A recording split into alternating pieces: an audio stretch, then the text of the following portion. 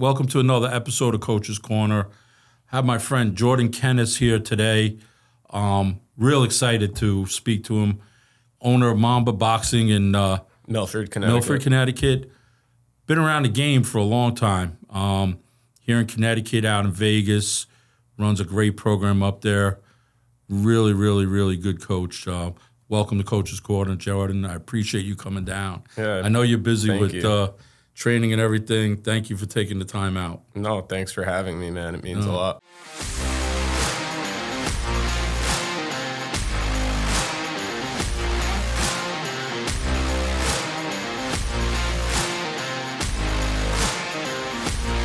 Absolutely. I mean, so tell us a little bit about what's going on in Mamba Boxing right now. So we're a dedicated club to Roger Mayweather, who coached me when I was in Vegas as a fighter and then as a coach. After I got injured, and I would return and go visit and see him. But so we're building the club up. It's pretty much at cap right now. You guys are 2 years now, 2.5? 2.5. 2.5 years there. I know you're pretty involved every day. How many coaches are you out there with now? 8 now. Not all are listed yet because we're in the development of brand new website, brand new branding. We're adding stuff on the outside of our club like professional signage. We just put about $25K more of equipment, and we only use the highest quality things, whether it be from boxing or otherwise. And we offer both personal training and boxing as services because conditioning is important in boxing. So, yeah.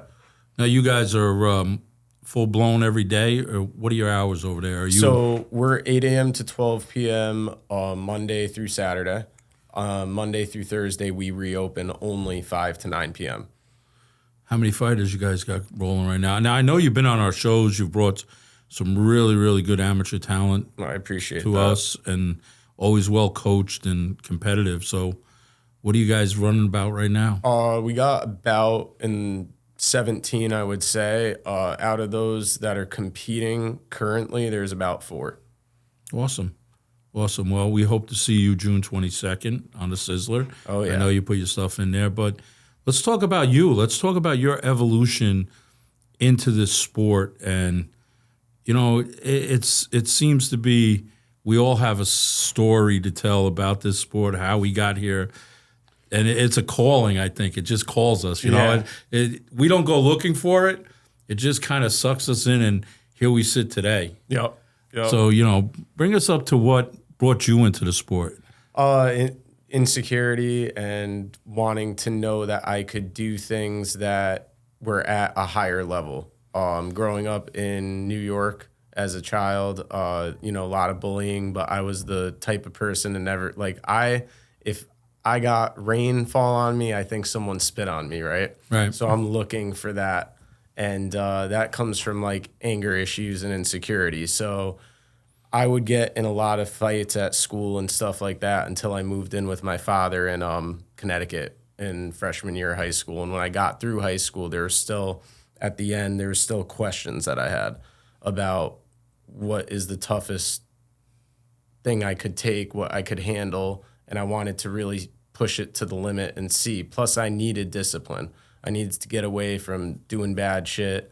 So I went out there and I found out. And I found out fast that I can't really handle as much as I thought maybe I could. Well, I think that's the thing right off the rip. The first beginnings, no. But you come back. Right. Yeah, it's like you didn't leave it because here you are today, as a coach, a gym owner, and everything else. So, I think we all start in that amateur aspect. We walk in the door and it brings us back. It humbles us a little bit. You know what I mean? Yeah. It humbles us even for if you're successful or not successful outside. But, you were training what? In the Norwalk area, you said with the Sims Brothers gym? No, so one of the guys that trained with them and fought with them opened up a gym in a basement in Fairfield. Okay. Yeah, it was in downtown Fairfield, actually. And you're working out of there, and you're years. You're going to school, and now you're in the gym. You had amateur fights. Mm-hmm. What was the everybody has a different story. What leads them to that first fight? What led you to that first fight? Was it you were training and then you needed an end result? Did you need to answer a question for yourself? What was it? I mean, I think a year into doing it, my trainer knew that, I was taking it real seriously. He saw the discipline. He saw how much I was sparring, not just with him, but with other people from other gyms as well. And he knew that I wanted to take it in that direction. So, I'd bother him about it. When am I getting my first fight? When am I getting my first fight? We'd go to amateur fights. I got to meet Buddy McGirt actually back when he lived here. That was at Revolution's first spot. Yeah. I loved going to fights there, by the way. Yeah, Buddy's a good guy. We were with him in the gym when Al Certo was training him out in Jersey, and yeah, I like Buddy. He's so humble. I've sent people to him. Great coach. Yeah, he's amazing. Great fighter, great coach, but he is a very humble.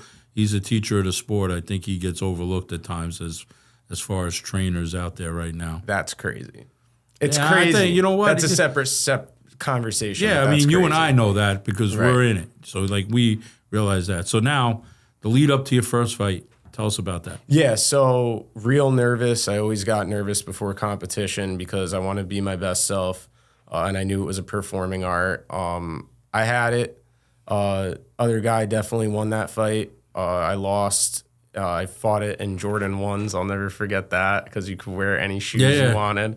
And I found out that wasn't a good idea, but I was laughing at the end, and it was a good experience. And then it took about 3 months to do my second bout, which I finally won. Yeah. But now you got the bug. You break your cherry and you got the bug now, but right? Big time. Yeah. Now you're back in the drawing board with your coach, ready to go. Yep. So where are you thinking right now? What are you going to do here with this? Yeah, so is it a full-time thing for you now? Yeah, I mean, it kind of, I would do a ton of work outside the gym. I'd do my road work. I'd go to the gym, get sparring and pad work. I'd probably see him 5, even 6 days a week. It was constant. We'd meet at different places. Revolution was one of them. Right. People would come to us a lot of the time because even, I don't know if you know, like people like Wilner, Mendez from Norwalk, who was over at Revolution. Not to drop names, but he was like just a guy that would pop into the gym and help me get prepared and stuff like that. A lot of different fighters. Cordell, there was Terrence Sims, I think his name was.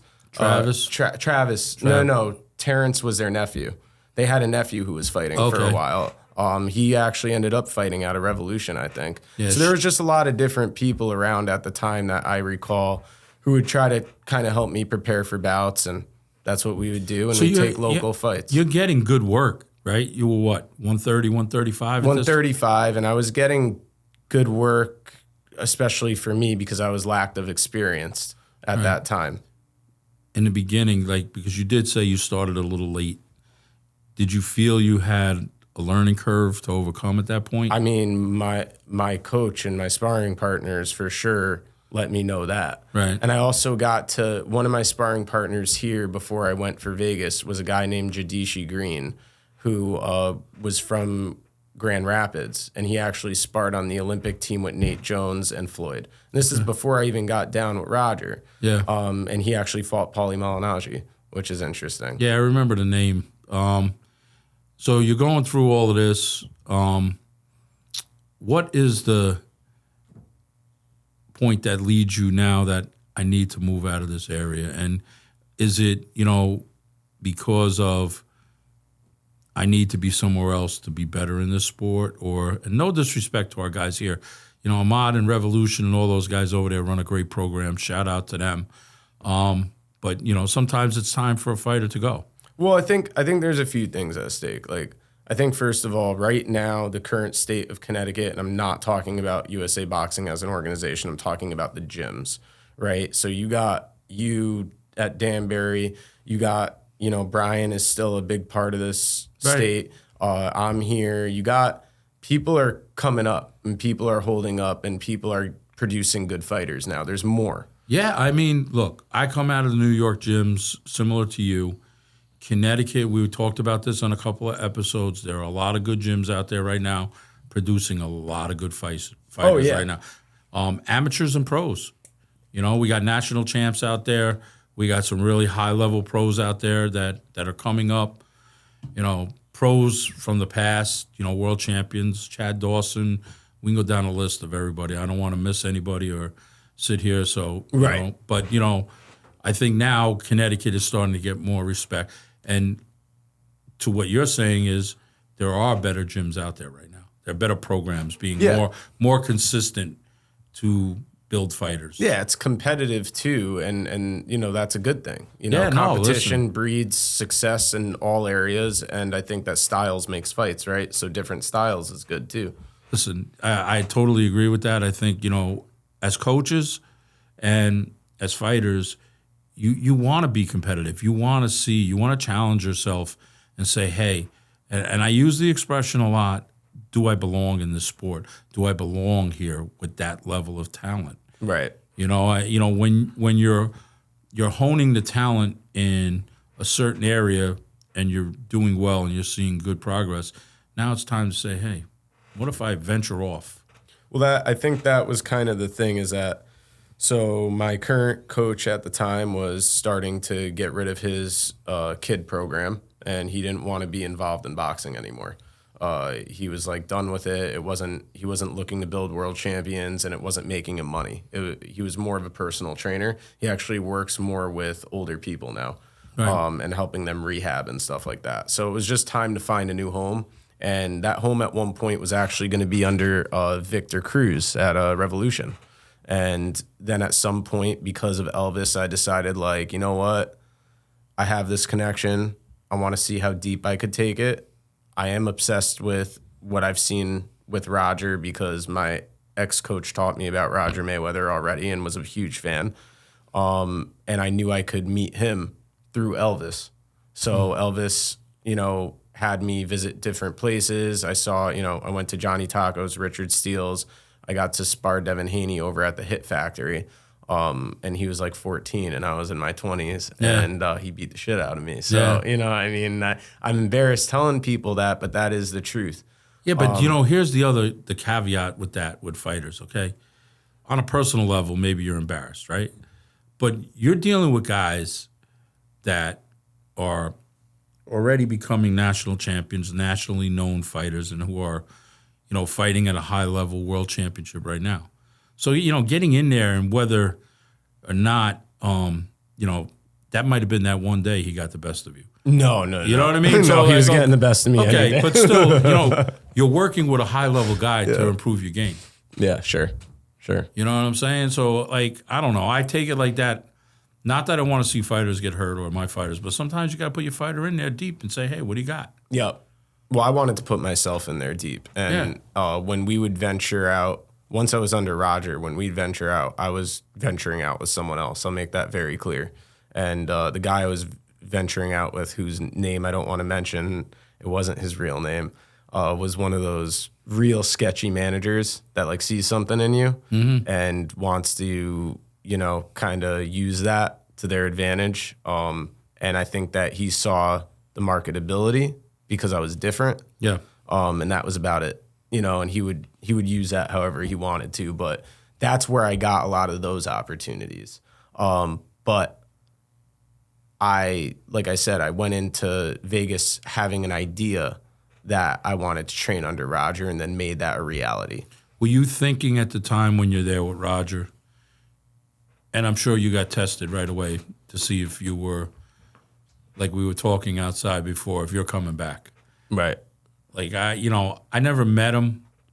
I can kind of believe that he's not going to waste time with certain people unless they're going to put it all in there. I mean, I was paying him, so that's definitely part of it. And anyone that works with anybody should get paid for what they do. He knew that I wasn't trying to be a pro. It was more of a connection through Boza Edwards, who Elvis put me. That's why he was working with me at first. And then, so like there was never the talk of you going pro. No, never. Not with him. With that other guy that was trying to take me and manage me. That's all he wanted. Yeah, that's why he would bring me to places. Roger knew about it. You know, and get me sparring. But anyway, the whole deal with Roger was that I would stay there 3 months, he'd basically kick my ass and teach me defense, if you want to call that. It was really sparring with mitts on. And then just coming back. And eventually that relationship built like a lot. And it would build on the sidelines. You know, it would be like I'd train with him and then we'd sit down next to each other and we'd start talking. And we'd talk about fighting constantly. And he'd teach me stuff about the history of the sport and have me watch videos and all that stuff. And I'd come back to him the next day and talk to him about it. And over time, that just built. You're becoming and a built student of the game. It's your internship, but you're building a bond with your trainer, which I think is, you know, as a coach and as a trainer right now, you know, that's very important. I mean, we don't walk in and just work with anybody. At least I don't. I don't come in and just show up for the fight. If I'm working with you, I'm working with you. You know what I mean? Right. If I'm coming in on that aspect, there's usually another trainer who handles the fighter, and I'm just coming in to help. Right. And I mean, again, the guy that was managing me, if you want to call it that, was bringing me to these fights. Right. So Roger had nothing to do with that. So he would help me prepare for it. I would see him in the gym. He'd hear about it, obviously, because they were very close until the day that relationship ended. It changed, right? Yeah. So what was training with Roger like? The best. I mean, walk me through it. I'd come in. He, you know, once the relationship was established beyond beating the crap out of me, he'd walk in with a huge smile on his face. He'd be like, "All right, let's go."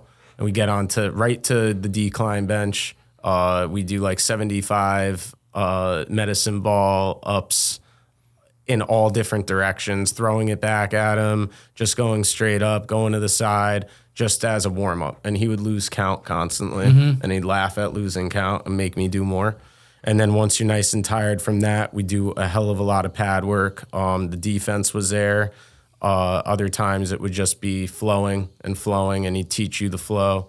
And other times he would go through basics with you. It was always different. But a lot of the time it was what you see him doing with his nephew, and I have videos online, and so do a lot of people. He trained a lot of people. Yeah. A lot of people, including his son, who was there when I was training, are now great trainers. Yeah. You know? Yeah. The pad work, we all see it on TV. What was it like? He's the innovator of that. Yeah. So, right? Do you feel like was anybody else doing that at that time? No. So like the way that works, and I could give you the history, is like, and it is a very specific history, is like Floyd Sr. was a street fighter, and he had a name for himself on the streets where he grew up in Michigan. And Roger saw that in his closest, oldest brother, right, and wanted to compete with that. And through Floyd Sr.'s kind of experience, he came up with his own developments. I mean, the guy is a boxing genius. And Roger would kind of take that and then bring it to the next level. And what most people don't know is before Roger had, you know, his 15 amateur fights, you know, it was a totally different thing. Like you said, you're how old? 61. Okay, so 61. So you're like, I had 3. But the amateur fights back then were totally different than what I went through, right? Like, and there's way more control now, undeniably. Like, it's watered down. Like, you guys could fight in tournaments. You cherry pick. Everybody's cherry picking for their fight. But you could have 2 fights in one day back then. Yes. It was totally different. So, like, and people fought with broken jaws. It was just different. You guys are cut from a different cloth, period. So the whole thing is Roger was actually holding pads before he actually was fighting just a little bit. You know, he was helping his brother, and his brother was helping him when they were young. Right. And everybody knows that, you know, Roger then went to Jesse Reed. He went to Miguel Diaz, who is funny as hell, and I love Miguel, and we see each other at Top Rank when I go to Vegas, because he also trained Jeff, who mentors me, Jeff Mayweather. But I think that Roger learned, just like Floyd, from what not to do and took it to that next level and added things to it. And the best part is he taught it to me, and he taught it to a lot of the people, pretty much everyone he trained. But the thing is, it seems like some people could do it, some can't, and some do it to a T. And it is way more complex than I think a lot of coaches, especially around this area, give it credit, because they think that it's like the choreographed things that you see on YouTube and people trying to copy it. But I always say, if you didn't work with the man, don't do what the man was doing, because it doesn't make sense. I watch it, okay, and I get it. There are times when the press is there that they're doing it for the press to see. Sure. I get it. Sure. I get that part of it. As a trainer, I find the style, I find how he does it very, very hard to emulate. Like, I see guys try to emulate that in the gym, and I think we all have our own style when we hold pads. Right. Like you said. Sure. Look, you know, I learn from the people I learn from, and I incorporate a little bit of different, and you learn from who you did. Yeah, I would say that is something that if you were able to see it in person and able to be there and understand why he was doing certain things. Right. That's huge. Yes, where it's the breakdown of why this, why you're slipping, why I'm throwing this punch, why I want you in constant movement. Yeah, so I'll give you like a little, like, this will explain it in layman's terms. And this is what no one understands. So like, if I go in the gym and I assume you have personal training background too. Mm-hmm. Did you used to coach hockey, by the way? Do you have any affiliation in hockey? Okay. I was just wondering because of the Thrashers, but because that shit fascinates me. Yeah. But basically, if you come to the gym and you do 5 sets of something and we break it down, but it's already been broken down for you. So bench press has already been broken down for you. You come in, you do 5 sets, and you're doing 10 reps on all 5 sets, right? You're all right, right? But if you come in and do 100 reps, right, in those 5 sets, you're going to be a beast. Mm-hmm. So the whole thing with that mitt work that people fail to realize is, no, it's not practical for the fight, and it doesn't need to be. And one of the people that mentors me now, and we could get into that, is Brian Clark. And he always says, fighting is muscle memory. It's muscle memory. It's muscle memory. It is. But he also doesn't really love that mitt work, but he does say, like, whatever works for you. So, listen, every fighter, and if we all train the same way, we don't. You train around what works for your fighter, right? And that relationship you build as a trainer. And I agree. I would love to have seen it in person to really understand it. Right.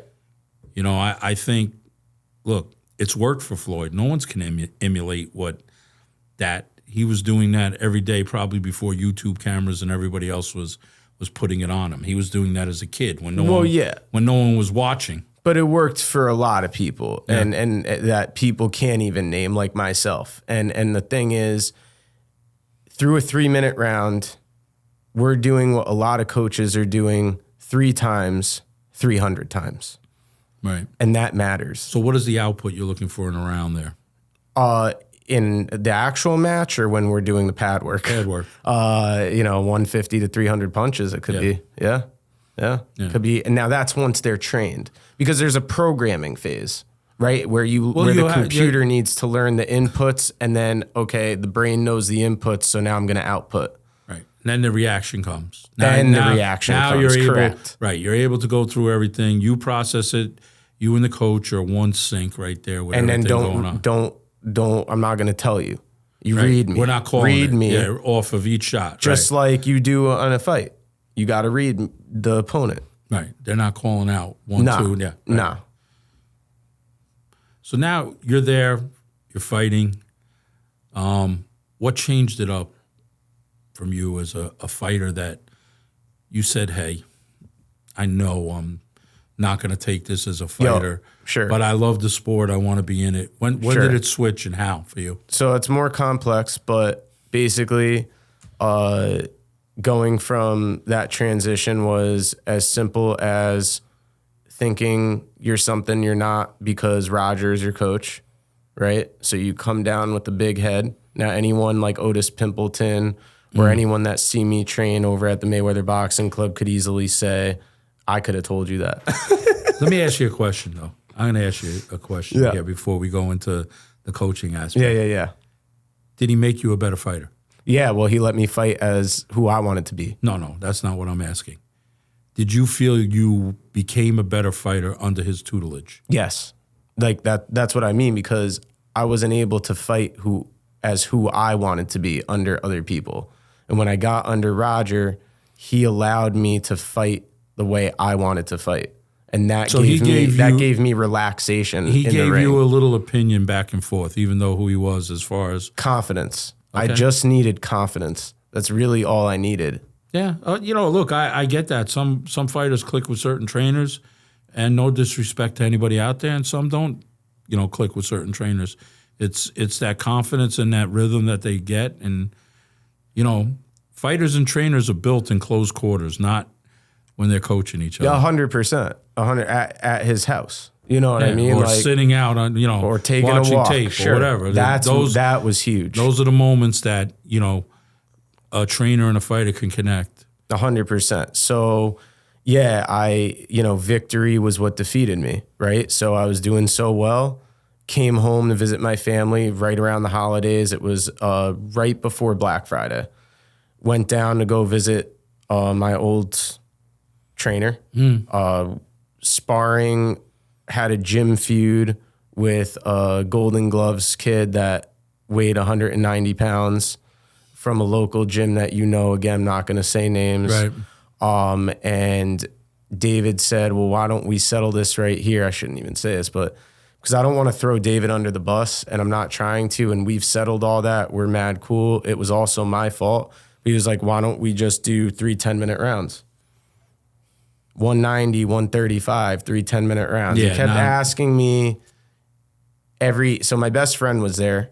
It was in the gym, and he was cornering me, my best friend. And he has martial arts experience, but boxing's boxing. He still knows what he's looking at. Great observer, great athlete. So the dude, kept asking me along with David, like, are you done yet? Are you done yet? I'm never done. And that's the thing, is that I fought with my heart, and at the end I was seeing like 10, and I was nauseous, and I was messed up, man. Yeah. And later, after going home and not being able to get out of bed and having to be driven to the hospital and all that, I slipped a disc in my lower back. I already have scoliosis, just being born. Like I told you, I was 8 weeks preemie, and there was health issues when I was first born. So there's stuff there. And I had a really bad concussion. I had to go to rehab 5 days a week for 3 months. Obviously, David felt extremely responsible. So did I. So did my best friend. We worked all that out. David, as the kids were departing out of his gym, was letting me come in and learn more about conditioning. I got my certification through NASM. I changed my degree to exercise science. I tried to pair as much as I could with personal training. And then when I was done, I returned to Vegas, told Roger what happened. He turns to me and goes, I'm gonna make you one of the motherfucking best coaches to ever live. First of all, he was fucking furious. He was furious. Listen, he was beside himself. Go back to, okay. We see that in fighters. Fighters always want to go in. If you're a real fighter, and I mean here, you're going to get pulled out. Coach is going to have to pull you out by your ankles. Right. We have to save them. You know that, right? Mm-hmm. We see this in fights, and everybody. You're a coach now, and I know who you are. I know you wouldn't let that happen to a fighter. Yeah. You would talk him out of that situation. So I could see where a coach would say,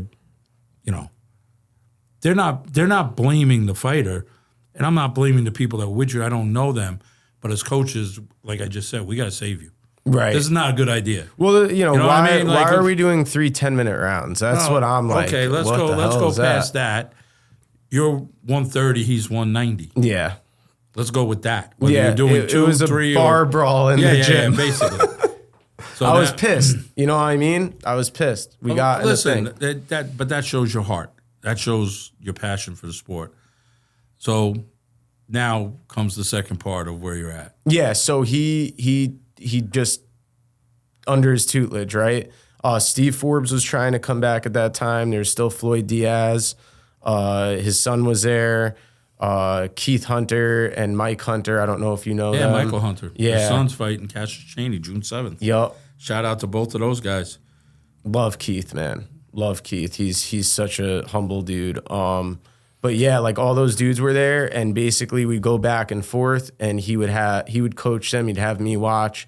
Then I would mess with them a little bit. I got more close with Jeff over this time because Jeff saw himself in me in the sense that Jeff is really obsessed with Roger, like hardcore. That's the brother he obsessed over. Roger and Floyd Sr. were always very competitive with each other in a very like almost animosity type way. Always at each other's throats to the point that when Roger would beat the shit out of kids, and he didn't do this to me, he did other things, but not this. And there's a video online that I'm actually in where he actually does this to a kid. Roger would like beat the crap out of you. Then he'd be laughing to the point of kicking on the ground like a child.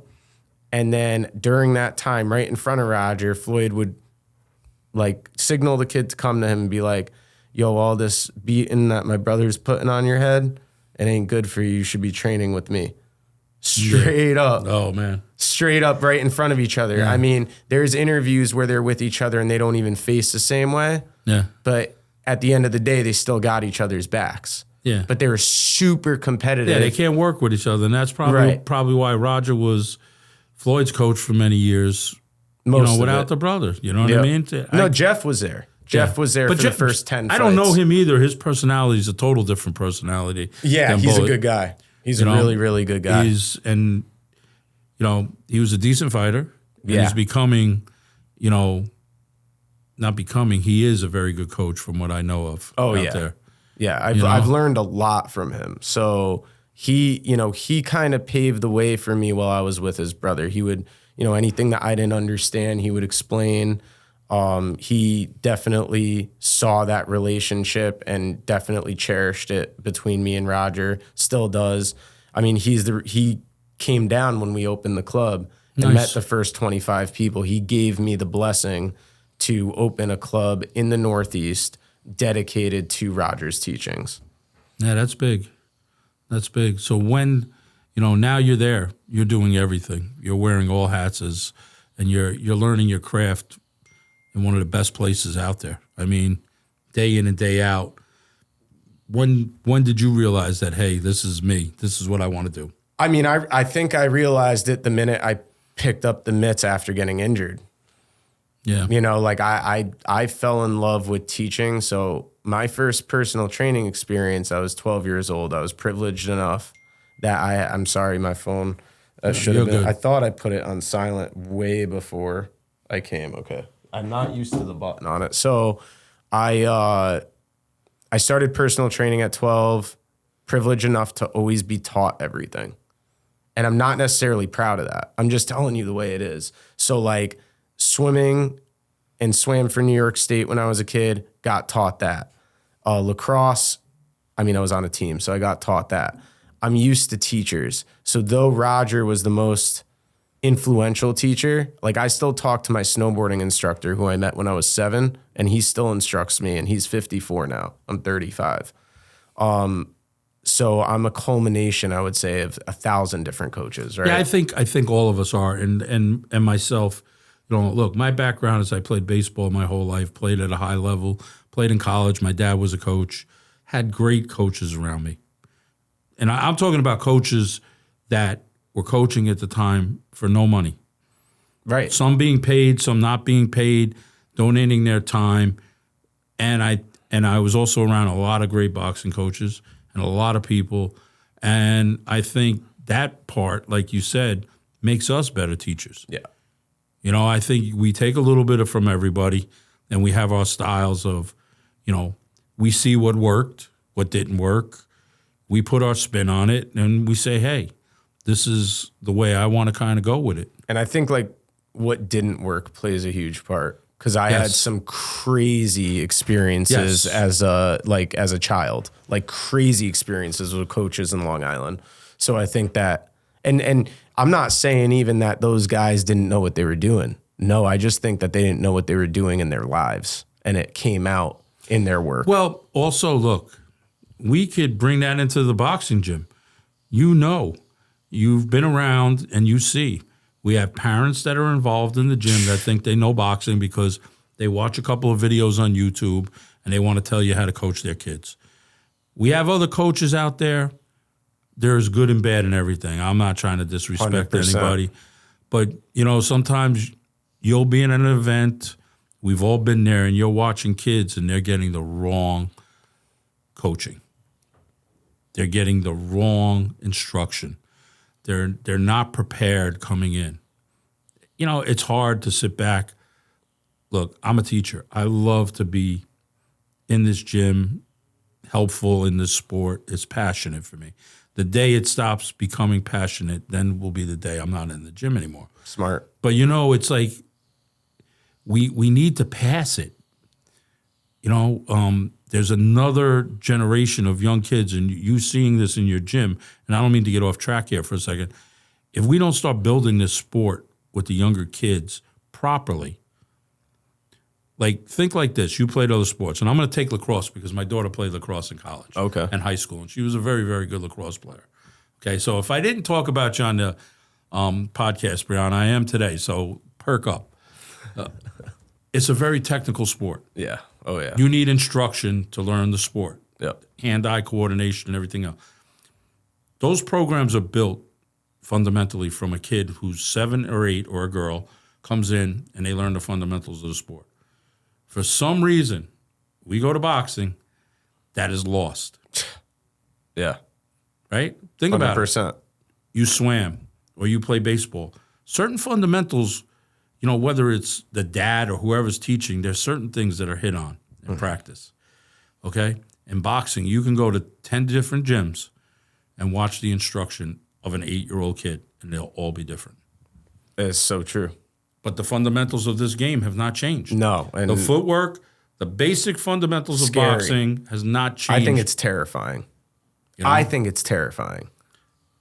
I don't. So I came from the school, for instance, that says you learn one stance, back foot power, front foot jab, lead hand. That's how we now have certain organizations are trying to say you got to be able to box both sides or square it off, for instance. I don't know where that kind of stuff comes from. You know what I mean? Like, that's not, you got to develop one way before you develop the other way. You know, listen, so it's like crazy to me. If you go to Philly and you see fighters that come out of the Fred Jenkins style of fighting, they're fundamentally sound from the beginning. Right from the rip, the way they're taught, from the moment that they walk in the gym before, you know, and I get it. Today's look, financially gyms need to be kept open.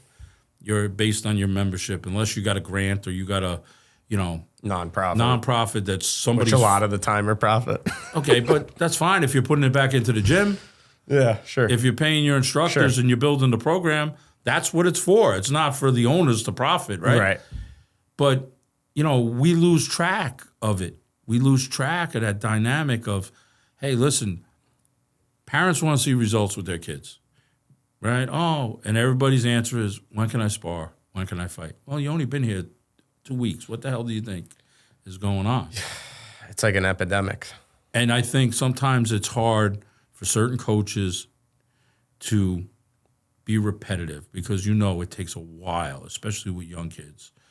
Not to be repetitive till they can get down and they can stay focused today. It's a combination and it's a fine line between being interesting still. Yeah. But you got to repeat those boring motions, not just till you get them, but after, or you lose them. The other, you're right. The other factor that I find, and look, team sports are interesting because you get to be part of the team. Right. You can be part of the team, right? So, you know, maybe you're the main part of the team and you're playing all the time or you're performing all the time. But, you know, if the team wins, boxing exposes you. And our generation out there, the younger generation it's hard enough to be in this generation, yet alone being in a sport that you got to do stuff on your own. Okay? If you want to fight, okay, you got to run. You got to do your conditioning. You got to shadow box. You got to go into. You're by yourself. Mommy or daddy's not helping you. The coach is there to motivate you and to help you and to keep you focused is what it is. But a lot of that stuff is on you. I mean, if you're going to even spar, I tell people, like, you got to hold yourself accountable. because there's not always going to be someone to do that. So you have to learn that discipline of being accountable. That's something that's lost in our society right now. It's being lost every day because people don't hold people accountable. It's always somebody else. You know, the dog ate my homework, the teacher, the coach, you know, my boss, whatever it is, it's somebody else. But at the end of the day, look, you got to look in the mirror. You got to see, you know, what your DNA is. And you know you work. Boxing is a sport that, whether you're going to be a fighter or not, is going to tell you who that person is. Right.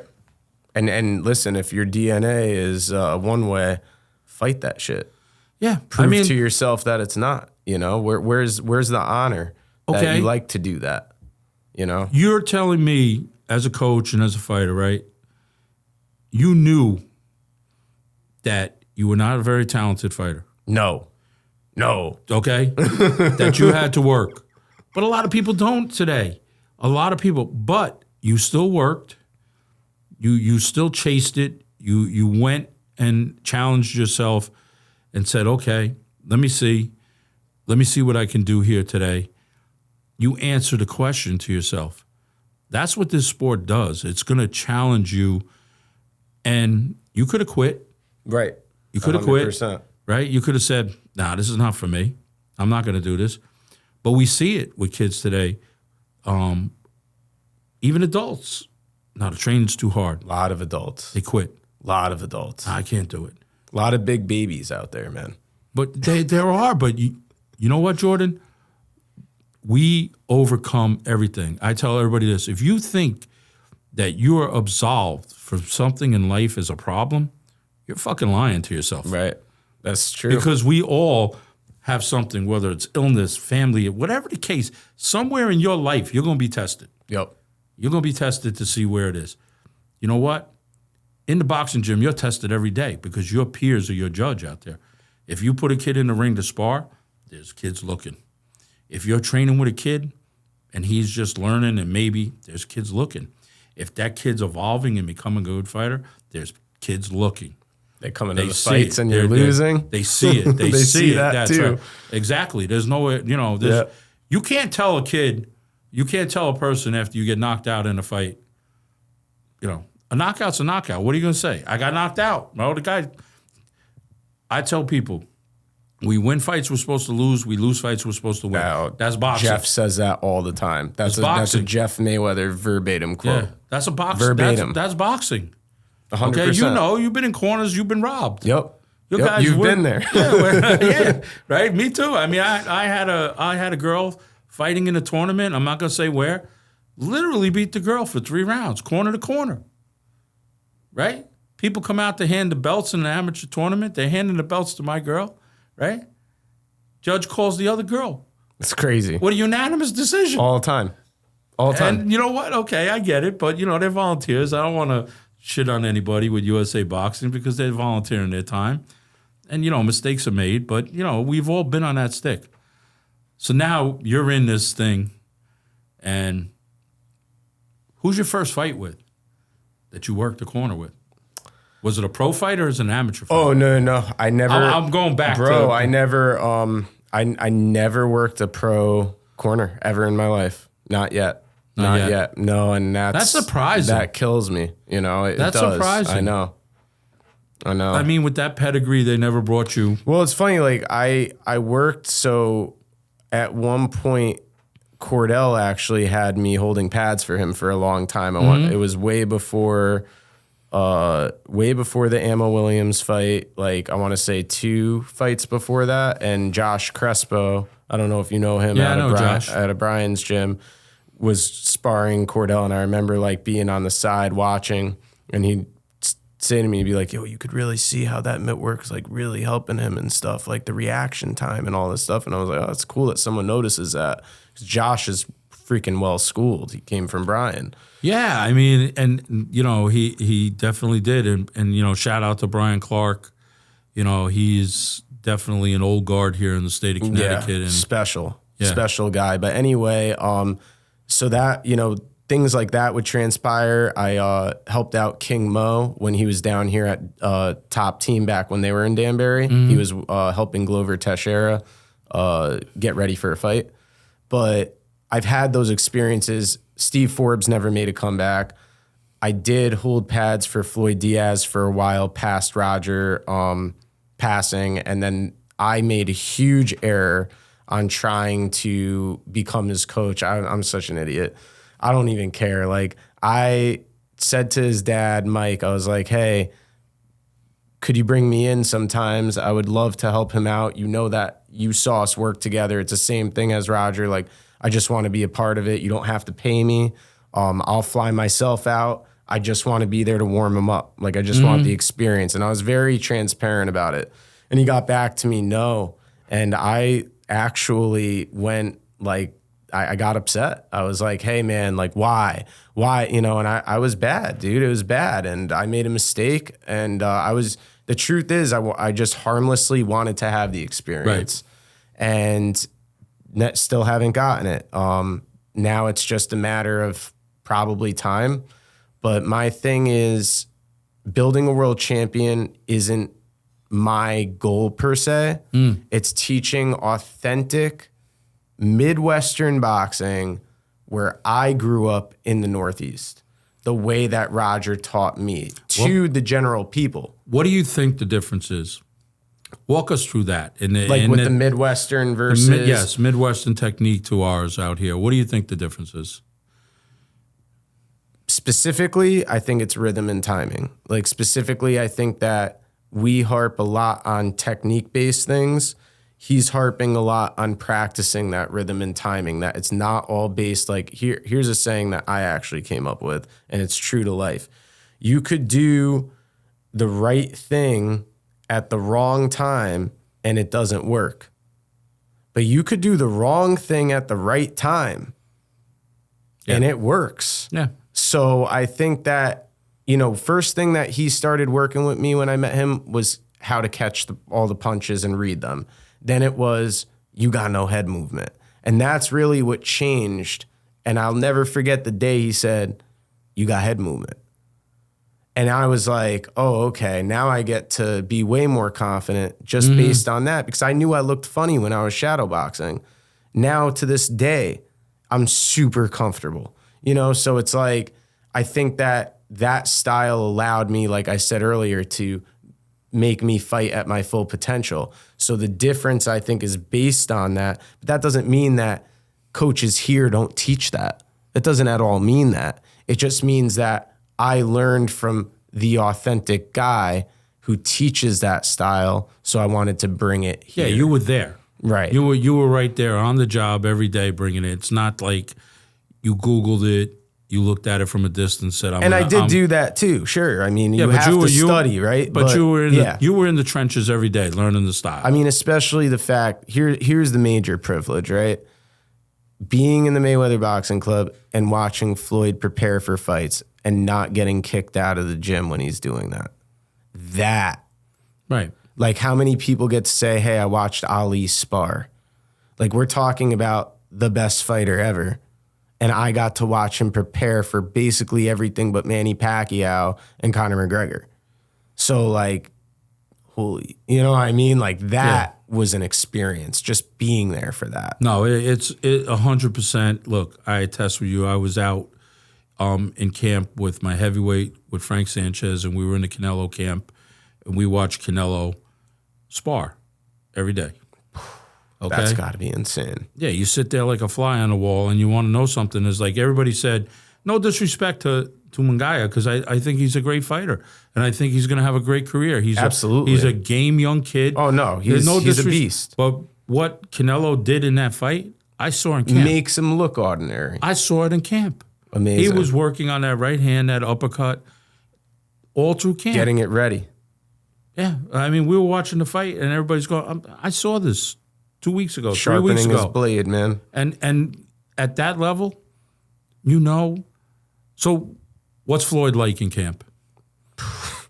When he's there to work, he's there like, yo, first of all, it starts with people coming in, like the bodyguards and stuff, and people laying out take the me gloves. Take me away from, I'm talking about it's time to work. Right. Forget about the publicity. He prepares all of it so that when he walks in, that's all that's happening. And there's like sections marked off, and you can't even talk to him. You can't even talk to him. It's like right to Roger, right to heavy bag, right to Nate Jones, right to Roger, right to conditioning. Doesn't care if the cameras are here. And then there's, of course, the times that no one's there when he'd go in at 3 a.m. and stuff like that. Now, I was obviously never there for that. Right. But even when there's media presence, he don't see it.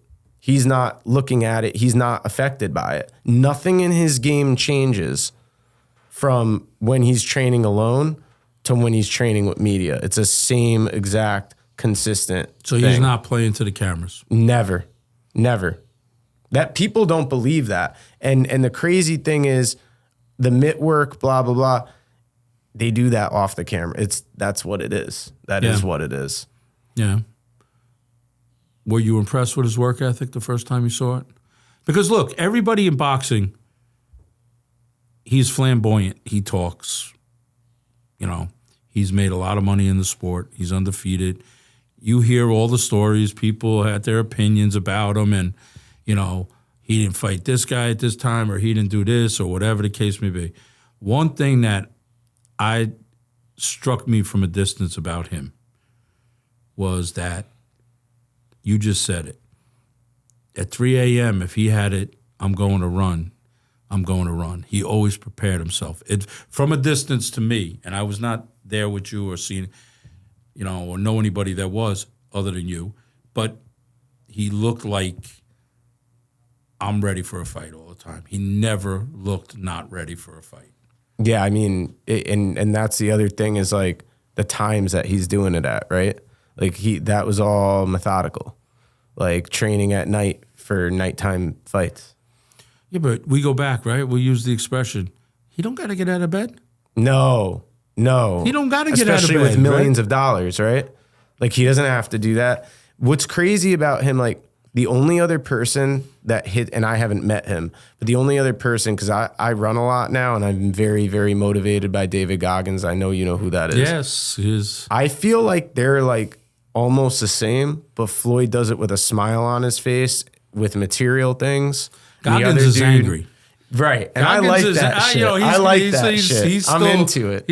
Okay, I like him because he's a nut. Yeah. But he's an angry nut. Right. Floyd's got, like you said, Floyd's going to bullshit and have his little fun. But it's the same exact thing. It's like the same work ethic, same money. Like those dudes are a lot alike in that sense.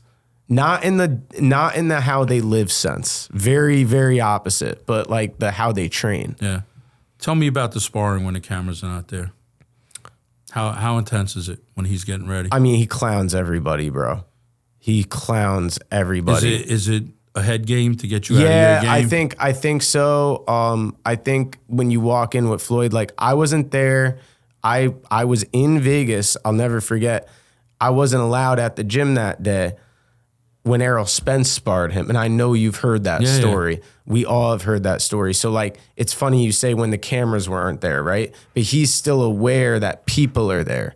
So you don't really know what's going on those type of days. Cause I don't, I've never seen it, but from the cameras being there to his entourage being there to just people in the gym being there that he's still aware of, it was a lot of clowning. It was a lot of mind games. And the other thing about it is the people are already getting there in there nervous because they're about to spar Floyd fucking Mayweather. So there's already that. And then he adds to it. Right. And his team adds to it. Yeah. You know what I mean? Like that's the other thing you have to realize. Like, yeah, you're getting razzed from the outside as you're sparring him, right? And if he's fucking you up, you're getting it twice. He's an actor. He's a performer. That's what I try to tell my guys. Like, this is an acting gig. It's not, it's not Leonardo DiCaprio in The Departed. But even my wife, who's newer to it, picked up on the fact, because she said to her guy, she said, you almost have to like look to affirmations after you do something that even you think is something that they might have not seen. You almost have to hit someone and look in the audience and at the judges and be like, I got this. And he's a genius at it. He even has it like timed almost. It's like a timing, like 2, 3, 2, look to the judges. Like, yeah, well, it's crazy. If you go back to the Ortiz fight that everybody talks about. Oh, man. Look, I tell boxing people, I'm like, look, they broke. He hit. That's boxing. That's Victor Ortiz's fault that he got friggin' hit. Protect yourself at all times. Not Floyd's fault. But, I mean, that had to be some great insight right there. So now you bring this game back to Connecticut. Yeah. And I get obviously in the beginning, a lot of criticism. I don't have a gym. I'm training people basically out of my house while being a part-time trainer at many places. And they see what I'm doing. They obviously know where I'm coming from too. So it's like, there's already that hate for all different types of reasons, but tremendous success early on. Even before I had the club, I had a few kids, all who stopped boxing, but, would make people quit on their chairs, get fight in the night. I mean, if they could pick up the style, they picked it up fairly quickly. And you saw that success transfer very easily. Do you ever deviate from it with a fighter? I mean, listen. Is that the style coming in? Look, if you get a blank canvas, it's easy to bring that style. But if I sent you a fighter, I said, hey, Jourdan, I'm sending this kid over to you. He's got a little experience. He needs a coach. He's whatever the case. Do you look to change his style or do you look to add? I look to add. I look to try to make weaknesses better and then make strengths better. So I try to get rid of weaknesses, but the thing is, like, it could also not work for someone. Like, they could just not pick it up. It doesn't work. And I'm a big mental coach. Like, I'm big on knowing my people, whether they're just a member or a fighter. I have relationships with these people. Like, it's serious. Dude, so you're taking people to fight, and all kidding aside, amateur or pro, it's not basketball on Saturday afternoon. Right. And here's where I'm at, man. It's like, and this just happened. With what's going on, with knowing who I trust, like AJ, just like AJ, and now like you, knowing who I see doing well in the community, in their perspective communities. And listen, this is a small world.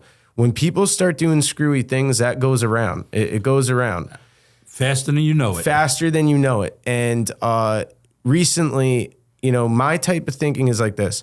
There's gaps that I didn't get filled from being a pro coach, learning how to coach people professionally, not amateur, right?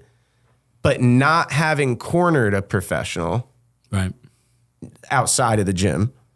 And then not really knowing how it works through the amateurs. And that's why I'm humble enough to know, hey, Jeff, you're my mentor. There's this guy, Brian. I've known him for years. He's willing to do this, which is crazy, because it's not crazy because he's willing to do it, but crazy because it's unlike him. To mentor me here in Connecticut and fill some of those gaps. Is that okay with you? Yeah, that's fine. I know who he is. I don't know him, but that's fine. Okay, great. Having Brian in my corner for my fighters and telling my fighters straight up, hey, listen, I'm still your coach, blah, blah, blah, but Brian's going to be taking part of this team now, even though he's ring one. Like, and you don't know how much I appreciate him, but it's stuff like that it's like, yeah, I don't have all the answers, bro. And guess what? Some people aren't the best fits for me. I have other coaches at my club, and I could only give my time to so many people before the quality starts dropping. So it's like all these things, plus we're not going to live forever. I got my own existential crises, and you were saying at the beginning, we have to pass this knowledge on. So it's like, I have to manage all that plus the business. It's a lot. Yeah, you got a family, you got a wife, and that's what, people see the big show. They think, oh, boxing, everybody, listen, I've been fortunate in this game, and I've been blessed to be, I started at the pro level. I didn't start at the amateur level. I started at a pro level and kind of worked backwards here into the sport. Similar to you, I was blessed to be around people and do my internship and learn, and carry buckets and wipe sweat and clean gloves and do whatever the hell it took till it was time to say, okay, you're going to work a corner. You're going to do this. You're going to do that. And I'm like you. If somebody's going to make me better or make my team or my fighter better, yeah, let's go. Let's do it. Let's go. I mean, I think people don't take boxing as a team sport. We talk about this all the time.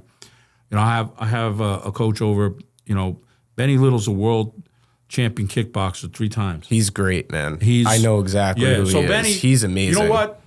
When Benny and I got together, Benny has made me a better coach. Our styles are totally different, okay? But when we work fighters, we work them together. But we see different things. Then, you know, we'll add somebody else. Hey, what do you see? What do you see that's going on? You know, or listen, you know, like, you know, you talk about Brian Clark, certain guys in our area that we talk to and we have respect for, and, you know that they're knowledgeable people. But at the end of the day, we're trying to make fighters better. Okay? We're trying to make, whether you're an amateur, pro, whatever the case may be, and you got to have some personal pride, I think, to be as a coach. Like, you know, I was just saying, everybody thinks it's money. Everybody thinks, oh, you go work a corner, you're making a ton of money. Okay, those guys are the 1%ers out there. Right. You know, working the big fights, you know, where a fighter makes 60, 70 million, whatever. The coaches out there, and they've been with those fighters. You know, I'll go back to Canelo. Him and Eddie Reynoso barely talked during camp. Like you were just telling about Floyd, he goes this way. It was like a Jedi mind trick. They knew exactly right after he was done sparring, Canelo comes over, you know, he's got his other guys helping him wipe or whatever the case, and then they're into their work. It's not yelling, it's not screaming, there's no complaining, there's no nothing. It just kind of works that way. Yep. And I don't think people see that. One, they don't see the time the trainers put in with fighters. Because if you really broke it down, if you're lucky and you get a world champion and you're making good money, God bless you, you've put in hours. You just did not walk in. You put hours in. And if you probably broke it down over your whole career as a trainer, your hourly rate is probably below minimum wage, even if you made big money. Right. It makes sense. You know what I mean? But when did the brick and mortar happen for you now? You're out of here. So, how does that come about? Oh, man, that's crazy. So, Roger dies. Yeah. So, during COVID, we were on, like, those of us that couldn't make it, they had, like, a Zoom thing for us, which was great. What a funeral. And then, I waited a little bit. It occurred to my mind, because I was going to be named The Farm or Sweet Science. And then it occurred to me, wait, Mamba Boxing Club, NBC, Roger, like it all fell into place. I was going to ask you, did it come out of Kobe Bryant a little bit? No. Okay. Black Mamba is Roger's name. Yes. And the Mexican assassin. Yes. So we kind of used those colors for the snake for a little bit, even though we were rebranding. 'Cause it was kind of more like a mascot logo for all these years. But anyway, my grandfather, who supported my boxing to a degree, enough to come out to Vegas, meet Roger, do all that. He had a friend in real estate, and a spot opened up, and he was thinking about me. He wasn't really there in my childhood, so there's some stuff there, and he was like, I could get you in touch with my realtor friend. There's a spot. I know you've been thinking about opening a gym for a long time. I went from all these different gyms personally training. I was working part-time for 5.5 years with an amazing staff, I will say, at the Fairfield Edge. Okay. Right, while I was doing fighters. So COVID happens. Yeah, and that shuts everything down. It changed everything, too. Like, the landscape's completely different. So he knew I was in a bad place. I got a job for a double store manager for the vitamin shop. Right. I knew a lot about that stuff. So I did that, and I knew retail. So during that time, not so much fun. My grandfather's like, yo, you should just take the risk. I know you got some money put away. He's like, I know you have tons of boxing equipment from the years. I have all extremely limited, discontinued stuff you can't get with Grant. Right.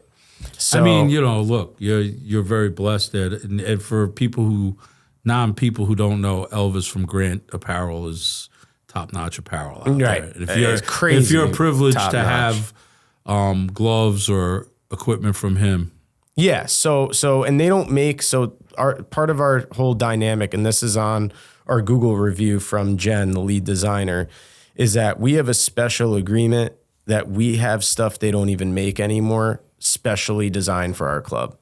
So that's a big thing, right? So we're basically powered by Grant. So that, and my grandfather bringing up, like, just take the risk. You know, you're old enough, you got to do this. Like, it's either this or give it up and go, you know, go find a real career. And I took the leap of faith, and here we are, you know, and it's been, I don't know how else to say it, like a huge blessing, right? Like, to, you know, and I tell everyone, like, yeah, you've been open for 2.5 years. But like you said, I haven't been at this for 2.5 years, and I might look younger, act younger to some people than I really am. This has been like 2 decades of work to get to this point, you know? So it's like, it's crazy. Yeah, you didn't just wake up yesterday and said, I'm putting a boxing gym together. Right. And, you know, haven't been to your place yet. I'm going to make a point to get over there. From what I hear and, you know, watching you work shows, I'm sure it took you a lot of thought for the way you wanted to do it. You just didn't throw 2 bags in the corner, a ring in the middle, and say, well, we're open for business here. No. Come on in. And, you know, bringing that style in. How was the first year?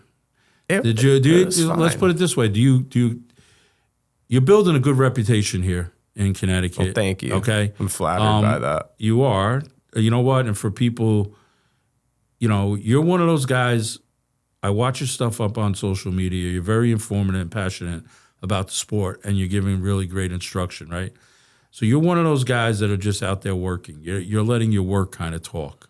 You're not always putting stuff up there but your product is becoming known now. Your fighters, you know, are tough fighters out there, you know, very competitive, very well coached.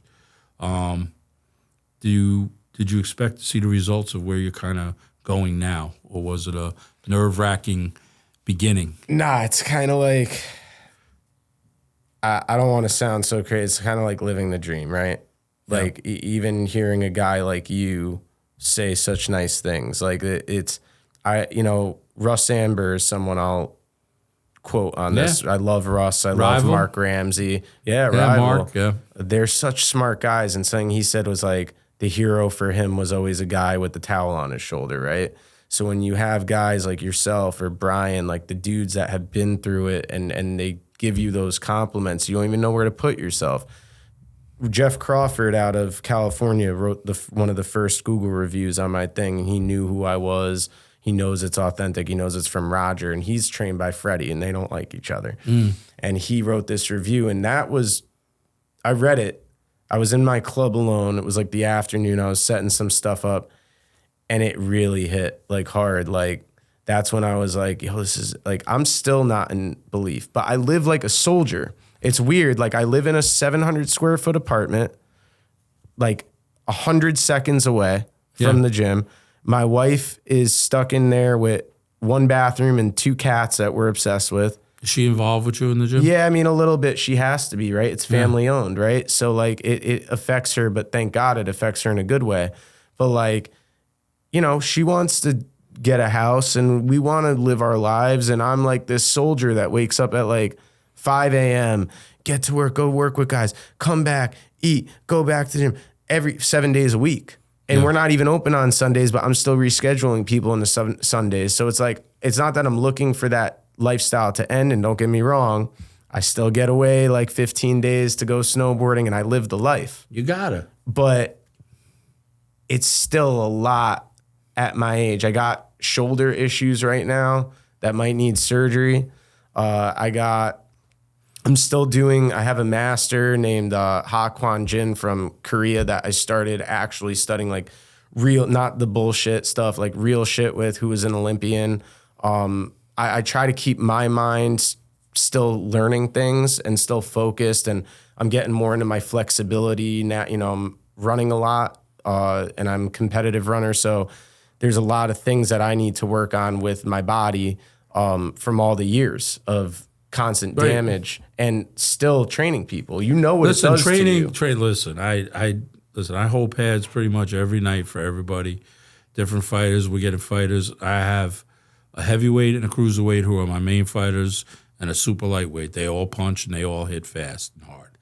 It takes a toll on you some days, and as you get older, yeah.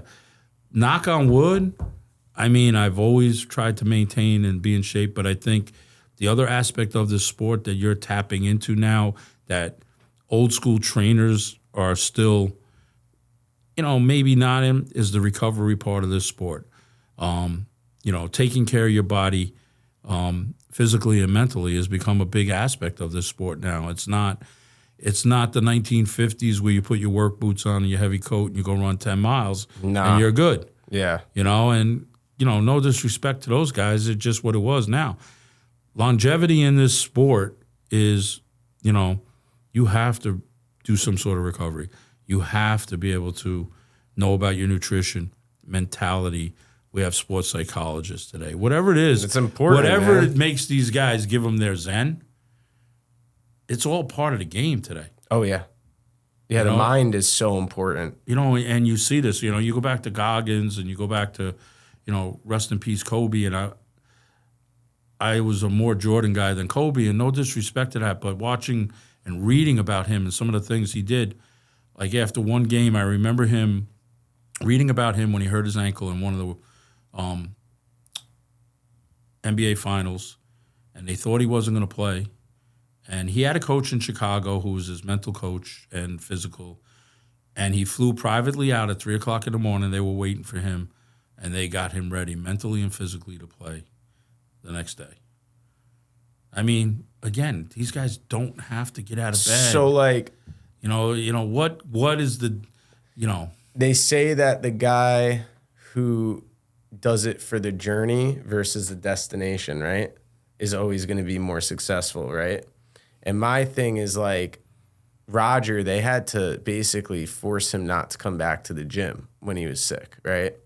So it's like, I don't think I could stop if I wanted to.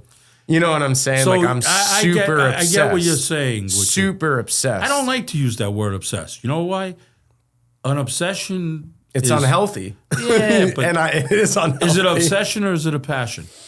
I mean, I don't care at this point. Okay. Whatever it is, I'm doing it. I'm with you. I'm in the gym almost every day. Right. Okay. I do have clients. I have a full-time job also, which I'm blessed with. And thank God, AJ gives us everything to be successful. I have an office there, carte blanche to do whatever. I think I'm like you. That family is amazing. Yes. Shout out to AJ Galante at Champs. I mean, incredible people. I'm not coaching if it's not him owning. Yeah. Right there, to be perfectly honest with you. But, I'm with you. My life revolves around the gym. To the point when, my kids were smaller and, my kids would say, they would ask, where's your father? And smart asses that they were would say he's with his girlfriend. And people who didn't know me, what do you mean he's with his girlfriend? Oh, man. He's at the gym. That is his girlfriend. He's at the gym. Okay, and the journey, yes. Because as trainers, we put more sweat equity in it's not about money in the beginning. And I think if you go with the idea of making money, that changes it a little bit. Sure. At least for me. And I get that. Look, look,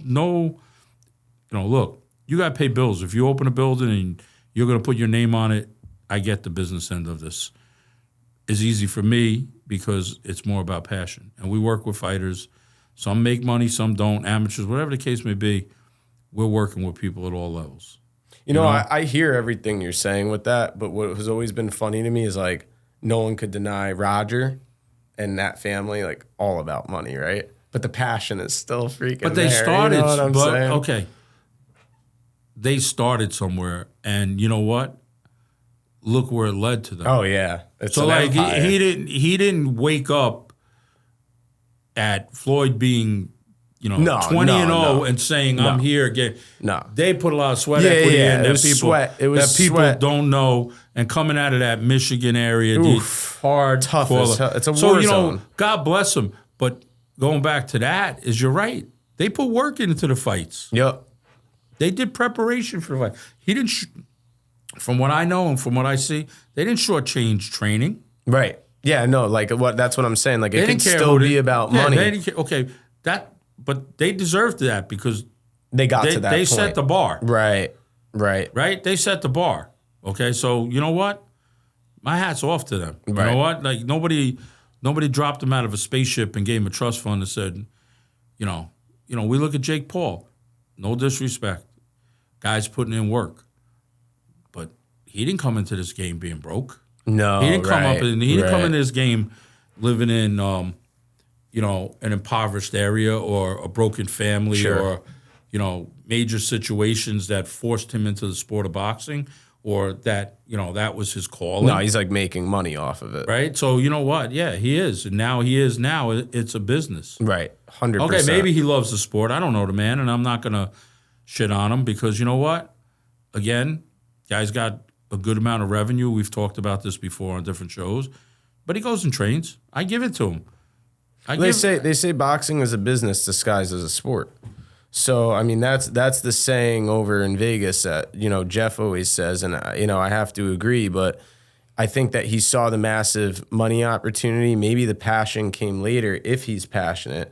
But all I'm trying to say is that it doesn't have to, like, you could have your cake and eat it too. It is possible to make it both ways. You could help people and you could make money on it. And that's a beautiful thing because what's so great about that is it allows the coaches to really focus on their gym. If you have to run 2 or 3 jobs while having a nonprofit, yeah, it's all passion. I'll give you that. And you do it for the kids and it helps the kids. But at what point are you stretched too thin? Right. Because I could just focus everything on my boxing club. There is no other life. It's just my boxing club. Money or no money, sure. Yeah. That's me. But in case of Roger, I mean, he was still putting $100 bills in his sock when I was down there because who he is still never went away. In fact, Coffee Jantua, you know who he is. He used to be in there and go, "Oh, Black Mamba." And then he'd run up to him and he'd check his sock. Because he knew that's where he puts the money, Yeah. But I mean, listen, you could have it both ways. And I think that in 2024, you kind of have to. Listen, social media has brought a lot of stuff to the table. It's changed the game. We see it. Come on. I come out of the generation and, the boxing gym was not a profitable venture. No. Quarters. No, I mean, you could go train for quarters. Listen, I went to the first gym that I went to is because there were no Planet Fitnesses. My dad sent me to a boxing gym because of physical fitness, to be in shape. It just happened that the weights and the trainers were in the boxing gym. Sure. There was no Planet Fitness. There was no nothing along Right. the line. And then, obviously gravitate to the sport at that point. You know what I mean? But if you're running a business, some of these places, boxing, it's a hardcore thing to run a business that way at these points right now, especially if you're in a good brick and mortar, your rent is high if you don't own the building. You got to keep Which up. it is. Yeah. And you know what? So you need that social media aspect. 100%. You know what I mean? And then, look. Listen, it was looked down upon when I was fighting. You remember when they had the iPads at the shows and people getting people's ways and other families couldn't see behind? Let me ask you this, though. I'll put this question to you, right? Knowing where you came out of right now, all right, and the training that you were around and what you learned and coming back here, if there was no social media, do you think it would be a lot harder for you to run a boxing club? 1,000%. No, me specifically, because you haven't seen my brick and mortar. So first of all, we're private. We're a private facility. So it's like a country club for boxing. So meaning private. So you can't just come in. So you're not doing. So you got to be a member. You can't come in.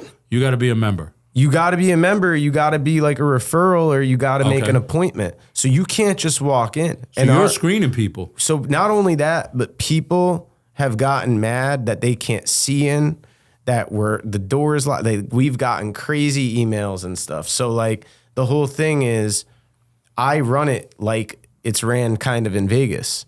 And then on top of that, you have to go about the process the right way. So we're just finally putting up professional signage after 2.5 years. We have a custom made neon sign in the window that you don't even know what it is if you're from far enough away. There's almost no signage. There's not. So how are people finding out about us? Instagram. Listen, you know what I'm saying? Oh, okay. That's back to your point. The people who are in the sport know who, because you've been locally at the shows. You're putting fighters out there. Well, that's a different avenue. Are you going to stay this way, or do you gravitate to opening it up? Oh no, I'm staying. No, I don't care how much money I'm staying. So do you think that brings that exclusiveness to your? I don't know. I don't really care. What I do know is that quality over quantity. So like I'm never going to have too many people where it's claustrophobic or where I can't concentrate on the people that deserve it. Like that's always going to be how I run it. Does that make it exclusive? Probably. The fact that I also don't want to go through like $5,000 bags. Yeah. Or break my functional trainer that's commercial grade, or break my ring that is completely Grant custom, right? So like if that breaks, that's a $20,000 fix. Yeah. So like, yeah, we're definitely keeping it exclusive for that reason. You know what I mean? Now expansion, growth, things like that, that's a different conversation. That's a completely different conversation, because you could get a bigger facility, therefore more people. You could get more coaches in that bigger facility. Listen, with your success is gonna force you to do either one or two things: stay where you are or grow out of your space. Right. And you'll make that decision as what's right for you.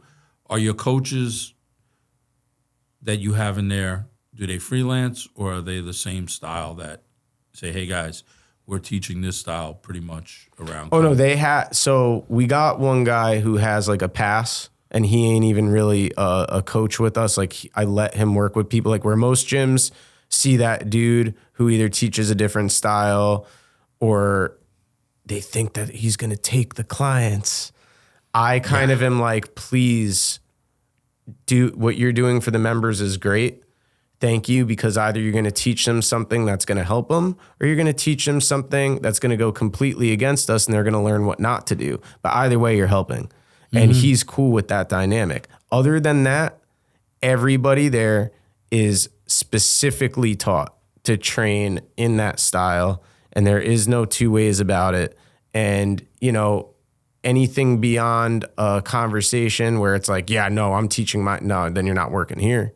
Because that goes against, if someone comes, whether it's a white collar person or a fighter, and is coming specifically for that, then it wouldn't make sense. Because I'll be honest with you, there's better people in this state that teach what this state teaches. We don't need that. We don't have a need for that. Right. We have a need for the Midwestern style in Connecticut. You carve in your niche and you're staying to it. Yeah, 100%. Yeah, I got to respect that. I like that. I mean, I think it makes you unique. I think it gives a little diversification to everybody in the tri-state area of, training and everything else. And, I think today, because of social media, we fall into that, I'm going to watch this guy coach, and that's what I'm going to do, and we're just going to coach like that over and over. Go get your internship. Yes, right. Or everything's generic. Yeah. 1, 2, throw the hook. Everything's generic. Yep.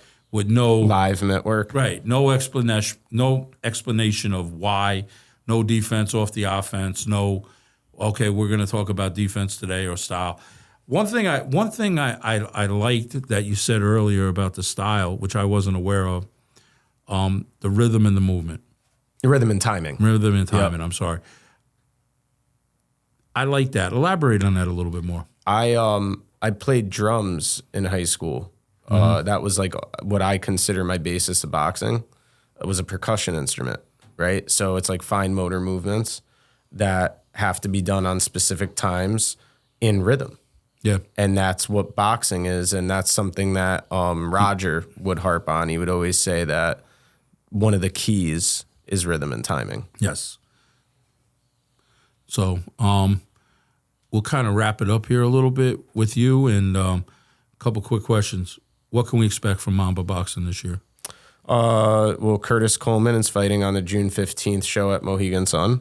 Okay, so that's on the CES Jimmy Birchfield Pro-Am. Hell yeah. Okay, so we'll see you there. Yep. I can't wait. And he's going to come to me. Well, he's hopefully fighting on June 22nd, too. And then the next day, we're going to Vegas with a few of our fighters. Are going to go get some sparring over at Mayweather Boxing Club and at Raleigh Romero's coach's Bullet gym. Okay, awesome. We're going to get sparring there, and we're going to keep building these guys. And hopefully Curtis, makes his way to the pros within the next few years. And all the guys are just getting built up and making their way in the area, and I'm going to start bringing them outside of the state. Great. Well, you know what? You got an open door invitation at Champs. Thank you. Whatever we can do to help you and your fighters, sparring, whatever it is, we'd be happy to have you. Really, really, really appreciate you coming down. I kind of fire a couple bullet questions at people to kind of end here with you. If you were in a foxhole, who are you picking to be next to you? Roger Mayweather. All right. You knew that one pretty quick. Yeah. I like that. I'm going to give you 3 dinner guests. And I think you're going to be interesting with this one because, I think it's going to be a little diversification here. Dead or alive, who are they? Who are you bringing to dinner with you? I want to speak to them. All right. Kiefer Sutherland, Pernell Whitaker, and I have to meet Robinson. Like 100% have to meet Sugar Ray Robinson. Sugar Ray? Yeah. So I'll tell you a little story about Sugar Ray Robinson. My wife's family her cousins were fighters, Jimmy and Joey Archer. Okay. Joey Archer beat Sugar Ray Robinson in his last fight in the Garden. Joey is 45-4 right now as a pro. Fought Robinson, Dick Tiger, fought Hurricane Carter, lost to Emil Griffin twice for the title in the Garden, which could have gone either way. And that's my Robinson story. It's a lot of people. And he's not in the Hall of Fame either yet. And hopefully his nephew, Kevin, is working on it. But Robinson and Ali were Roger's 2 favorite fighters. Ali has become, I wasn't a fan growing up. I was a Joe Frazier guy. But Ali, really, really studying what he's done, not only as a fighter, but as a person. As a person. Huge. And I think I said this to somebody the other day. I said, what would he be worth today if he fought today? Everything. He's Floyd on steroids. Yeah. Yeah. And I'm not talking about the weight class. I'm talking about personality-wise, everything else. He just captivated people. Yep. But, Jourdan, I appreciate you coming on. Thank you for having me. I'd love to do this again with you because Please. I think there's so many things, and you're really a great teacher and well versed, and I think you're going to do great things in the state, and we wish you much success. But, I really appreciate that. Thank you, Dave. Want to have a couple of minutes. Want to thank our subscribers. We appreciate you guys out there for following us on Coach's Corner on YouTube. Shout out to a couple of our sponsors. First of all, use the promo code CHAMPS at Foundation Brookfield, Foundation RX in Brookfield for your supplements, meal prep. See Joe and Sue Ann up there. They take care of our fighters. Sue Ann's a nutritionist, so if you need help up there, they'll get you guys right. Nirvana Super Water, we appreciate you guys. It's the water of our fighters. It's got HMB and electrolytes in there for recovery. Appreciate you very much for our support. My man Manny from Raised by Wolves, always putting the gear out for us, and we appreciate them. Check them all out, and we'll catch you guys again on Coach's Corner.